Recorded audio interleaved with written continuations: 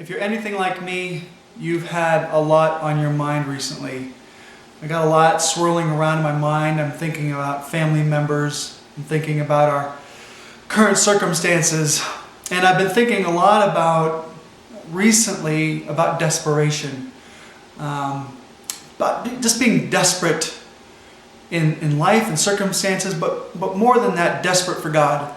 And a story came to my mind, and it comes out of Mark 9.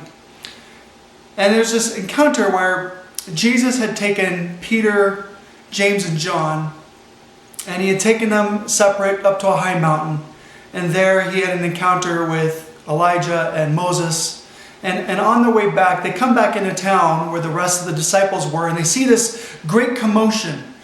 And the leaders of religious law are there, and there's a lot of arguing going on. And Jesus steps in the midst of them to find out what's going on.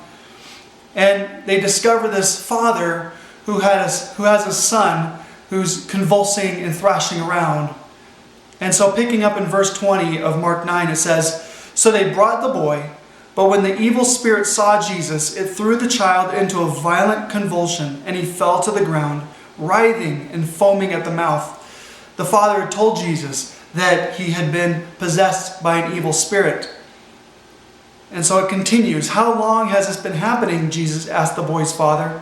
He replied, "Since he was a little boy. The spirit often throws him into the fire or into water, trying to kill him. Have mercy on us and help us if you can." "What do you mean, if I can?" Jesus asked. "Anything is possible if a person believes." The father instantly cried out, "I do believe, but help me overcome my unbelief." When Jesus saw that the crowd of onlookers was growing, he rebuked the evil spirit. "Listen, you spirit that makes this boy unable to hear and speak," he said, "I command you to come out of this child and never enter him again." Then the spirit screamed and threw the boy into another violent convulsion and left him. The boy appeared to be dead, and a murmur ran through the crowd as people said, "He's dead." But Jesus took him by the hand and helped him to his feet, and he stood up. I always find this passage fascinating. The father instantly cries out. He says, "I do believe, but help me overcome my unbelief. Help me." It actually reminds me of another story where Jesus is walking on water toward the disciples in a boat, and Peter sees him and says, "Call me out to you." And so Peter gets on the water and starts walking to Jesus until he is overcome by the waves, and he looks away from Jesus and he sinks, and he says, "Save me, Jesus, save me, Lord." Both the father and Peter needed saving, needed rescue. And really, this both comes from the same place, doesn't it? It comes from desperation. I am desperate. Save me. I am helpless. I need your help. And unfortunately, I think we have mostly lost our desperation for Jesus. Our need for a Savior. Our need for rescue. Romans 10:13, it's quoting Joel 2. In the New Living, it says, "Everyone who calls in the name of the Lord will be saved." But I read this and I think too often we take this verse and we relegate it to just the afterlife. We just say, "Yeah, save me for later." But what about now? What about our lives and our current circumstances now? Don't we need saving now? Yeah, I'll call on God to rescue me for eternity, but I've got this life figured out. At least I'm going to convince myself that. We try so hard to seem independent, so hard to be in control. We try to handle our stuff, and we say, "I don't need your help. I don't need the church's help. I certainly don't need God's help." Are we just kidding ourselves? Am I kidding myself that I got everything in my life figured out? Because I don't. I don't have it figured out. Psalm 145 Verses 18 says this, and I love the way the Message puts it. God's there, listening for all who pray and mean it. Other translations like New Living, like the NIV, it says, it ends the verse with, "They call on him in truth." I might use the word honesty when we call on God? Are we being honest with God? But the verse continues on in 19. He says, He does what's best for those who fear Him, hears them call out, and He saves them. So honesty, truth, relationships are built on honesty. They're built on truth. 1 Peter 5 says, so humble yourselves under the mighty power of God, and at the right time He will lift you up in honor. Give all your worries and cares to God, for He cares about you. That phrase, at just the right time, when is that? When is the right time? In God's time.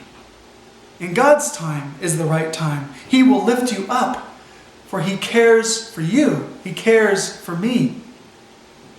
I don't want to go too far down a rabbit hole or a side trail, but I remember when I was in college, I had a close friend who was always looking for ways to do something for me. Just, I suppose, out of friendship, out of kindness. And he would, I don't know, he would want to pay for a meal, and I'd refuse it. Oh, don't worry about it, I got it. He would want to help with a project, and I would refuse and say, don't, I got this, don't worry about it. And after a number of those instances, I remember he got pretty frustrated. He got pretty upset, and he kind of lashed out a little bit. He says, Ryan, knock it off. I want to do something for you. You're my friend. Would you let me do something for you? You're robbing me of the opportunity to serve you. You're robbing me the opportunity to do something out of kindness. You're robbing me of my joy. And I wonder, are we doing that with God? Again, I don't want to go kind of too far down a rabbit hole, but isn't that what God does? He loves to rescue us. He's all about saving. He wants to save you. He wants to save me, not just for eternity, but for now. For right now. He wants to save you. He wants to save me. He wants us to call on Him, for He cares for you. It's time that I have to admit for myself that I do not have it figured out. There are things swirling around my life, and I can guarantee there are things that are swirling around your life that you're probably struggling with, dealing with. Things that are completely out of your control. And can you and I admit for a moment, we don't know what we're doing. There are things that we have no control over, and I don't know if it's your health, and I don't know if it's your finances, I don't know if it's your job, if it's friends or family, I don't know what it is. But I know I have a lot of concerns in my life. How about you? Are you realizing your desperation, your need for God, not for saving for an eternity, but for saving now? For here. Look around you. Everything changes in an instant. The one constant is God. It's His presence. It's His never-ending love and affection for you, for me. The price that He paid on the cross for you, for me. For saving, yes, in the future. For heaven, for eternity. But that begins now. It begins now. God is waiting for us to call on Him. He wants us to call on Him. He's in the rescuing business. He's been doing this since the beginning of time. It's what He does. It's who He is. I realize I am utterly desperate for direction, for clarity, for many different things in my life, for things that are out of my control. Are you desperate now for Jesus? Are you ready to say with me, Abba, Daddy, save me, help me, help me. I believe that you are good. I believe that you are able. I believe, but help me overcome my unbelief. It's trusting in the one who is bigger than ourselves, who holds all things in His hands. And when I say all things, I mean all things. Everything is in His hands. Do we believe that? Do we live in that truth? So, May you be honest about your struggles and doubts and realize your desperation, your need for help. May you surrender to God and cry out like the Father did, I do believe, but help me overcome my unbelief. And may you know God's active, saving, rescuing presence now at the right time, in God's time. God is there, listening for all who pray and mean it.